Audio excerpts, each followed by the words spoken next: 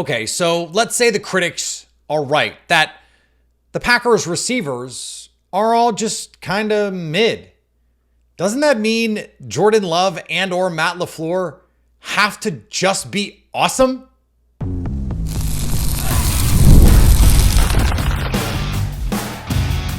You are Locked On Packers, your daily Green Bay Packers podcast. Part of the Locked On Podcast Network, your team every day.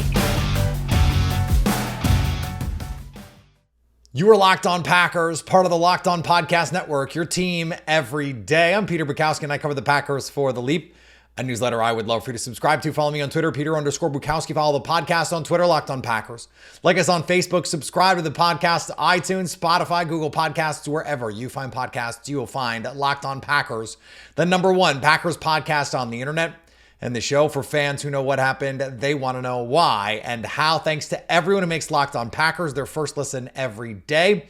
We hope you like starting your day with us as much as we like starting our day with you. Today's episode brought to you by our friends at Game Time. Download the Game Time app, create an account, and use code LOCKEDONNFL for $20 off your first ticket purchase. Last minute tickets, the lowest price guaranteed. That's Game Time. If the Packers wide receivers are as mid as Lions fans and Bears fans in particular would like you to believe, then the fact that the Packers finished the season 5th in EPA per play on offense, 4th in EPA per dropback, can only be contributed or attributed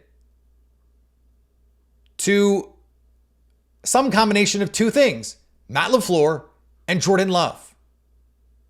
Because the offense was awesome. The offense was really good. And we can think back to what it looked like early in the season when they could barely get to 20 points most weeks. Yeah, okay, the Bears. But they had to score 17 fourth quarter points against the Saints. They couldn't score in the fourth quarter against the Falcons. Couldn't score on the Broncos, who couldn't stop anyone that whole first 2 months of the season. And yet, they finish the season as an elite offense. This is why any of the consternation over who's the wide receiver one falls away to me. Because with all the turmoil, with all of the newness that this team had, the first year receivers, the second year receivers, and that's all they had because those are the only players on the roster, a top 5 offense by efficiency. Like, what else do you need to see? And let's say they're right. Let's say they're right. When you look back at some of the Kyle Shanahan offensive numbers, this team, this 49ers team, without the Avengers, which is what they have now, were awesome. Like that 2019 team that steamrolled the Packers, that had a rookie Deebo Samuel, an aging Emmanuel Sanders. Now it had peak of his powers George Kittle, but they didn't have Christian McCaffrey on that team. So it's this hodgepodge backfield with guys who have bounced around the league since then. You've got a rookie receiver who's Deebo was figuring it out, but he wasn't peak of his powers Deebo Samuel. Kyle Shanahan hadn't fully unlocked how to use him. They just didn't have the same level of talent that they have now, and yet offensively they were really good. If you have the right coach, everything else does get easier. And then when you have the players, that's when it takes it to that elite level. The Packers did not have a 1,000-yard receiver last year. And yet Jordan Love was top 5 in touchdowns, threw over 30 touchdowns. Did not have a 1,000-yard receiver. Did not have a receiver that even the most generous and homerific Packer fans would say is a top 20, maybe top 30 receiver in the league. And Jordan Love was one of the most efficient quarterbacks in football. And yes, the scheme did some of the work. We can't ignore this. Matt LaFleur is a really good coach. He has been in the top 5 every year he's been a head coach in open receiver percentage and wide open receiver percentage. He schemes receivers open. He coaches up quarterbacks to understand where to go with the ball. He's very good at attacking and predicting what coverages he's going to see in what situations and calling plays that attack those leverages. So that's part of this too. But again, if the receivers are just okay, why could no one stop them? Like I hear this criticism, no defensive coordinator is scared of these receivers. Well, for more than half the season, no one could stop these receivers. So maybe they should be a little bit more scared. Maybe they should have worked a little harder to game plan. And some of the best defensive performances of the season against the Packers came in the first half. In fact, nearly all of them. And they faced some good defenses in the second half of the season when they played really well. Pittsburgh, Kansas City, who the Packers just got whatever they wanted in that game. The Minnesota Vikings, who the Packers knocked out of the top 10, they played so well. They absolutely pantsed the Dallas Cowboys. And if not for a couple little situational hiccups against the 49ers, they felt really comfortable going into that game, understanding they felt like they could get to what they wanted to in that game with consistency. They were a bad spot, a missed kick, a fourth down conversion. It took all of those things. A dropped interception in the first half, a dropped interception in the second half, a really bad bounce right into the arms of a linebacker. It's not quite 2014 in terms of the comedy of errors that it took for them to lose that game. But it's in the ballpark. It might not be on the ballpark, but it's in, if the ballpark is in Wrigleyville, it's still downtown. It's still, Chicago. So it's just not the criticism that people think it is. Now, if you want to argue that in the playoffs, these things matter a little bit more. Okay, number one, they didn't against the Cowboys, against the top 10 defense that Cowboys team had against Deron Bland and Micah Parsons and Dan Quinn, who got a head coaching job out of the job that he did in Dallas, turning that defense around. Now, do I think Dan Quinn is a genius? No, I don't. But Matt LaFleur is a really good head coach. Jordan Love is pretty awesome. We don't know if any of these receivers are any better than just solid, good players. Now, I think they have 4 or 5 solid, good players, and I think that's really useful. And I think they can be a top 5 offense, again, if Jordan Love is just kind of the same guy, if Matt LaFleur is just the same guy, and all these receivers are just the same guys. This is going to be a really good offense. And if any of them take a little step forward, we didn't even mention Luke Musgrave, Tucker Kraft, the run game, the improved continuity with the offensive line, which we talked about yesterday. All that stuff. And they were a top 5 offense by PA per play. Just think about that. Just think about that. They can be so good this year, even if everything stays mostly the same. If they take even incremental steps forward, they can be the best offense in the league. They can be the best offense in the NFC. They certainly can be the best offense in the NFC North, though the Lions, they're going to have something to say about it. We'll see. Speaking of the Jordan Love performance, the odds makers already think Jordan Love is one of the best quarterbacks in the league. I'll explain in just a second here on Locked On Packers.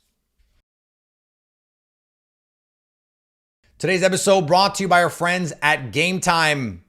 Baseball is one of the best summer activities because you can go, you don't have to be super locked into what's going on. You can be talking to the people that you're with. You can be having an adult beverage or 4. You could hot dog, all the food is great and you can eat it. You don't have to feel like you're rushing it in between plays. You're just hanging out. Game Time can get you in the game. Game Time can get you there. Save even more when you buy last minute. Save up to 60% off buying last minute for sports, concerts, comedy, theater, and more. Just want to go to a game on a whim. Game Time gets you in the door. Take the guesswork out of buying baseball tickets with Game Time. Download the Game Time app, create an account, and use code LOCKEDONNFL for $20 off your first purchase. Terms apply. Again, create an account and redeem code LOCKEDONNFL for $20 off. Download Game Time today. Last minute tickets, the lowest price, guaranteed. Are you watching Fox Sports or ESPN on your TV all day? Have to turn down the volume with all that shouting? Make the switch to Locked On Sports today, a free 24/7 sports streaming channel programmed for you every day to bring you the biggest stories without all the screaming.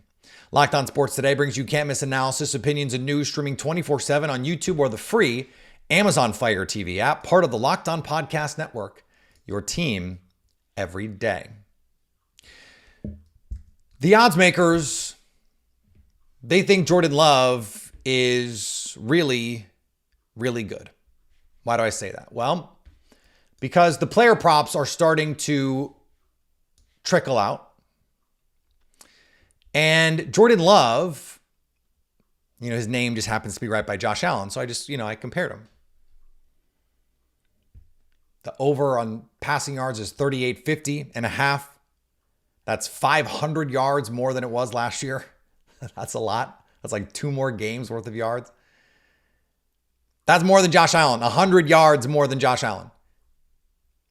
28.5 is the passing touchdown total. The same as Josh Allen. 11.5 interceptions. 2 less than Josh Allen. The only quarterbacks with a higher total for touchdowns, Patrick Mahomes and Dak Prescott. Jordan Love has a better statistical projection than Aaron Rodgers. About the same. Brock Purdy, same number of touchdowns. Pretty similar with the yards. Brock Purdy's a little over 3,900.5. We know, though, that a lot of that is scheme and the players around him. CJ Stroud, more yards, but fewer touchdowns. That's interesting. Dak Prescott, right in the same range. It's 1 more touchdown. It's 100 more yards, and it's the same number of interceptions. He's in the class with who the odds makers are telling us are the best quarterbacks in the league. The best quarterbacks in the league. The guys we know are the best quarterbacks in the league. Patrick Mahomes, Patrick Mahomes is Patrick Mahomes. We know what the public money is going to do with Patrick Mahomes in there. But Matthew Stafford was really good last year. Well, Jordan Love has 5 more touchdowns on his total than Matthew Stafford. 5. You can't make some of these over enough with Patrick Mahomes. So you have to set them crazy high. He's got a 33.5 regular season passing total over under. Based on last year, that's not even close. But he's Patrick Mahomes. Everyone's going to bet that. And the Packers, to be sure, the Packers are a public team. They're going to be a trendy pick heading into this year. But the expectation is that Jordan Love is going to produce. And produce at a high level. Produce at a potentially elite level. The only guys expected to produce like him are the guys we already consider the best in the league. And he is above in some of these categories in terms of production, some guys that we also already think are the best quarterbacks in the league. Why am I bringing this up? Well, number one, I think it's important that we get the expectations right. We spent a lot of time last year, and frankly, a lot of time the year before, talking about what the expectations were. 2022 for very different reasons than 2023, and now 2024, very different than 2023. What are the expectations of the 2024 Green Bay Packers? Well, that they be a playoff team. They are minus odds to make the playoffs. That Jordan Love be really good. All of his totals say that that's what the expectation is. And that they be a fringe NFC Super Bowl contender. That's what at least the betting markets are telling us that that's what they are. Now, we will see when we get closer to the season what the narratives around the team are, the popular media picks. I think they will be a trendy Super Bowl team, a trendy Super Bowl pick, because, there's uncertainty with the 49ers right now. What if Brandon Ayuk holds in? What if he gets traded? I think that's unlikely, or at least less likely than likely. So we have to be able to have a comparison point. Like last year, they lose in the divisional round, and it's like, oh, what a bummer. Except that last year was a wild success. They were better than expected. Jordan Love performed better than expected, proved he is a franchise quarterback, and they made a surprise playoff run. Well, that's different now. The stakes have changed. The expectations have changed. And so we need to start with clear eyes about what the expectations are. We can't just base it on, the narrative this, or no, because that's too easy to fudge. What does the betting public think? What are the people who have money on the line? What do they think? Now, doesn't mean they're going to be right. Like Justin Fields was the most bet MVP odds person. MVP odds person. I speak good on the podcast.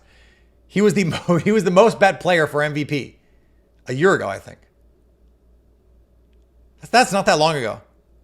It was 2 years ago at most. But that tells us what the expectations were. The expectations were he was going to be really good. And he wasn't. Didn't meet expectation. So when we evaluate all of this, and we're going to evaluate all of this, we need to have a clear understanding of what the expectations were. The other piece, and this is also of vital importance for where the Packers are right now. If Jordan Love is projected in year 2 as a starter to be a top 5, top 8 kind of quarterback by the betting markets, they make money off being right. I think there's this idea that they get money off being able to play both sides. No, they only win money when they're right. Now they try and game the odds so that they can make money both ways, and they usually do. But they think Jordan Love is going to be really good. So pay him. He's worth the money. The betting markets say he's worth the money. They say he's a really, really good quarterback, that he belongs in this echelon with Mahomes, Allen, Dak, Burrow, Goff. His projections are way ahead of Justin Herbert. Now, I understand Justin Herbert, they don't have any receivers. They want to run the ball more this year. But isn't that a signal in itself? We heard Austin Eckler on Up and Adams recently say, they want him to hand the ball off more. Well, does that say something about Justin Herbert? No, not to me. It says more about Jim Harbaugh and his stubbornness. But there's some signal in there. And if Justin Herbert is as good as Justin Herbert can be, they'll still be productive. But we saw in all the tumult last year, all the turmoil, he produced. How many quarterbacks would have in that situation? And the expectation moving forward is that he's going to be really good. If that's the expectation, pay him. We've made a lot of assumptions about Josh Jacobs and his situation currently. We got to hear from Josh Jacobs, and he echoed a lot of what we were already saying, which is a good thing. We'll talk about it next on Locked On Packers.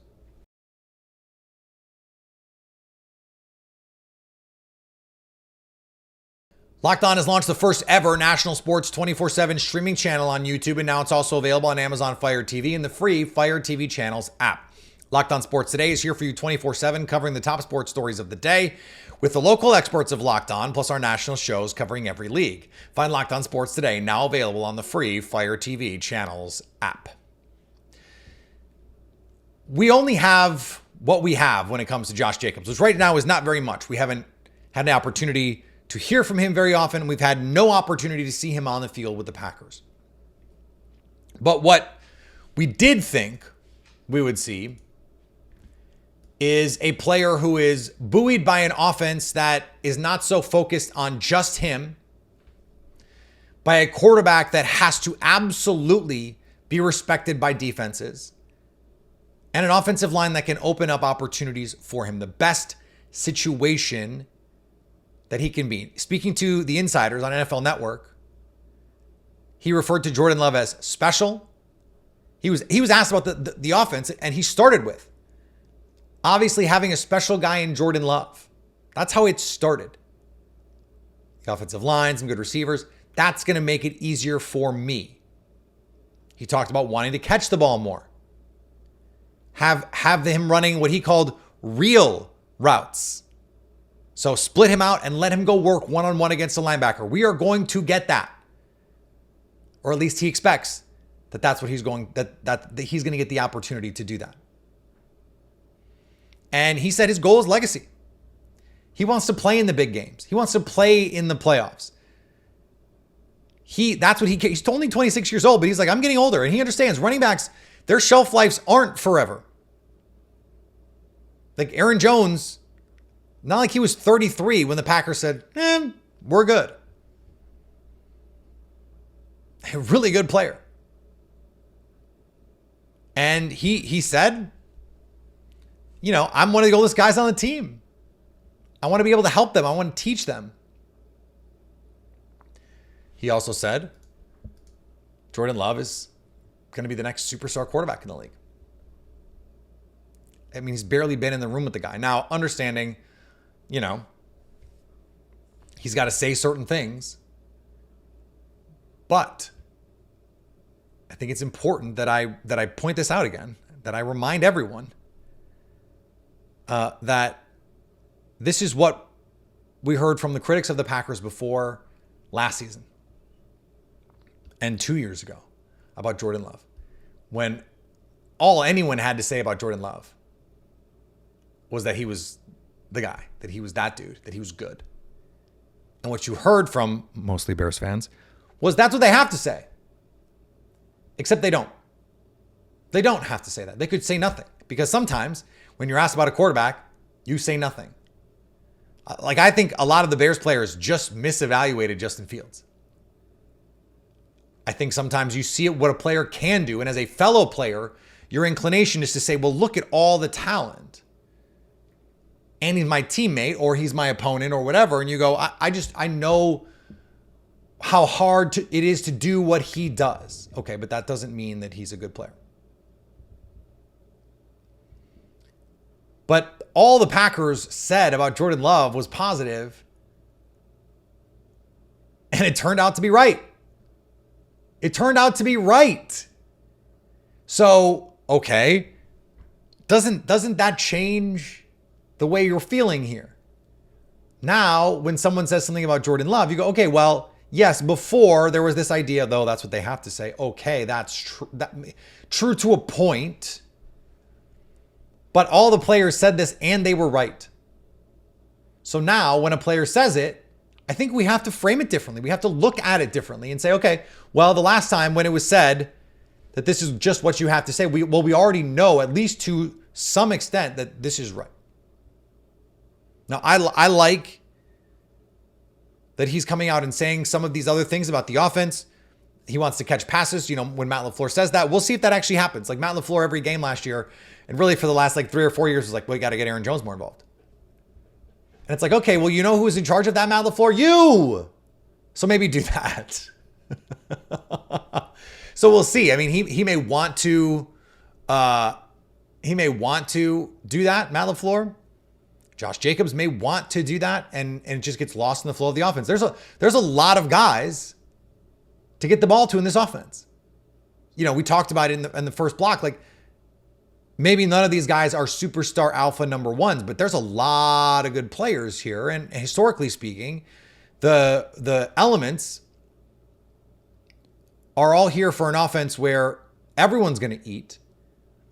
But if you look at something like EPA per play on targets to receivers and tight ends versus running backs, receivers are by far the most valuable targets, and that's almost exclusively due to depth of target and the likelihood that a receiver is going to make a catch on a deep target versus a running back. Like, think about A.J. Dillon running a wheel route versus Luke Musgrave running a wheel route, or Jaden Reed running a wheel route. That was a tongue twister. Who would you rather have? Jaden Reed or Wicks or Christian Watson or Bo Melton or Romeo Dobbs. Like, that's generally true. Now, do you want Romeo Dobbs on a corner versus Josh Jacobs on a linebacker? This could be the calculation that you're making. And when you have a good receiver, we see this with the 49ers and Christian McCaffrey and how often he can create advantageous matchups. Kyle Shanahan does such a good job of creating opportunities where that's happening. Where you have a linebacker on a receiver or a linebacker on a running back or a tight end. And because you have the right players, you have the matchup advantage. The Packers can do that with Josh Jacobs. And we've seen Matt LaFleur say, when that's my matchup, that's my matchup. Now, you know, the 2019 game against the Chiefs is one I come to often, when Aaron Jones just took that game over. Third and medium at the end of the game to seal it, and they run a little out route with Aaron Jones. He gets open. It's a first down. Rodgers throws it to him. You win the game. But that's because all the receivers were hurt. Devontae was hurt. Rodgers was throwing to Jake Kumaro, and he's throwing prayers to Jamal Williams in the back of the end zone. Like, they had to do that. When they haven't had to do that, they haven't quite had the same appetite to do it. So how is that going to change? How is it going to change? I'm not convinced, but I'm willing to be convinced. I think Josh Jacobs can do a lot of that stuff. I think some of the interesting things that I really like to see in this offense that we haven't seen yet, some of the, like, 2019 we did see, they tried to run a little halfback wheel, halfback seam, those jet all go, halfback seam stuff. Aaron Jones caught a touchdown pass in 2019 on a go route. That cover 2 hole shot that Jordan Love tried to throw to Aaron Jones. I think we could see some of that stuff with Josh Jacobs. We've seen it in this offense. There's just a lot of mouths to feed. Is that something that is actually going to be involved? Maybe, maybe not. But maybe against a team where the linebackers are much weaker than the corners. Not that many teams come to mind when it comes to that, I think, depending on, you know, maybe what happens with the Lions. Those young corners, if they develop, the Cowboys, I think, certainly qualify in a situation like that where you just want to, like, eat up those linebackers. Because when Diggs comes back healthy, you've got Bland. Like, you probably like your matchups on the linebackers a little bit better. So Luke Musgrave, Tucker Kraft, there are going to be times when that might be your best option, and you have someone that you can go to in those moments. All right, back tomorrow, last show of the week. And then we're back next week. Just 3 shows next week. But then we'll be back training camp week. Pretty normal schedule, I think, that week. Just one a little bit off schedule just because I'm going to be out of town and with family. So thank you for being here. Thanks for playing. We'll see you tomorrow. Follow me on Twitter, Peter_Bukowski. Follow the podcast on Twitter, Locked on Packers. Like us on Facebook. Subscribe to the podcast, iTunes, Spotify, Google Podcasts. Wherever you find podcasts, you will find Locked on Packers. And anytime you want to come hang out with us over on our YouTube page, come subscribe over on our YouTube page, TikTok, Instagram, so you can stay Locked on Packers.